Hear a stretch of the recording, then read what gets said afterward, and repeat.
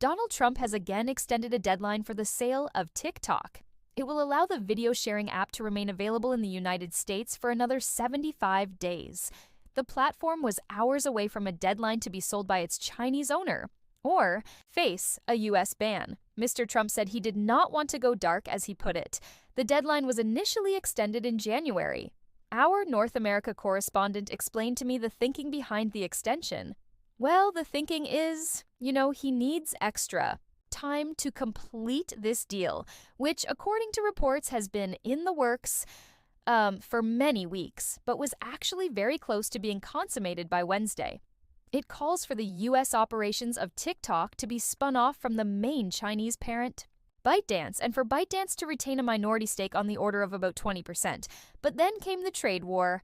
The tariffs got in the way, and initially the thinking on Trump's part was that he could use tariffs against China as a cudgel offering tariff relief in exchange for Beijing's blessing of a deal.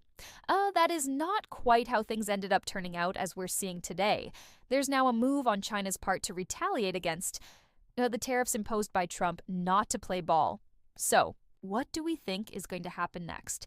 Of course, we've got this extension, but is that long enough? I think, it's a little bit of a wait and see. We have 75 more days, and from the user's perspective, they're very happy to hear that. That's another 2.5 months where they get to continue spending hours upon end, in some cases, on the app. There's 170 million American users on the app. And I think from the perspective of negotiators within the Trump administration, it gives them extra time.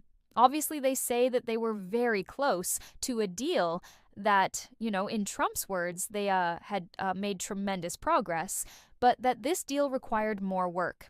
And really, what's at issue here is the fact that Beijing needs to sign off on any deal.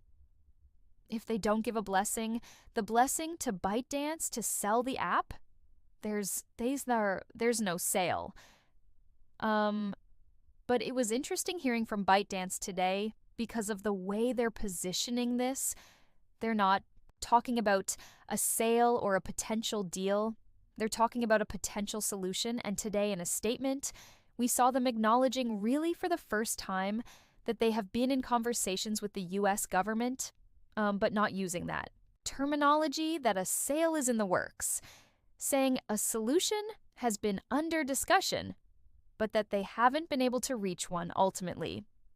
It is, like you say, a bit of a wait and see. But what if TikTok does, as Donald Trump puts it, go dark in the U.S.? Well, I did go dark for about 12 hours in mid-January, and it was actually quite interesting watching very devoted TikTok users almost holding a funeral, like kind of set of live streams on the app, just sitting around together on the app virtually, of course, and mourning, the passage of the app. People are really attached to this, and not only do they enjoy it, but they also say to us that they learn things on the app. They say that in some cases, it's actually an important income stream for them. So I think there will be quite a revolt among the users of TikTok if TikTok were to go dark. But Donald Trump said in his statement today on Truth Social, his social media platform, that he doesn't want it to go dark. You might remember in 2020, he was the one who initiated trying to ban TikTok here in the U.S. It got stuck in the courts, and now he thinks TikTok helped him win a lot of young voters here in the U.S. So he's a devote and says he wants to make sure that it stays.